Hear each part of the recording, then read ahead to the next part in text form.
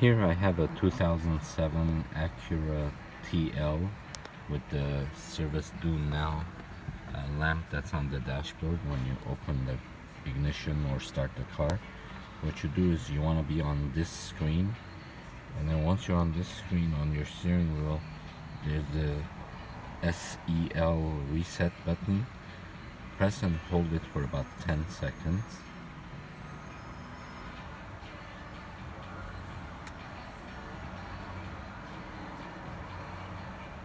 And then it'll get to this screen, and then once you're here, let it go and press it again.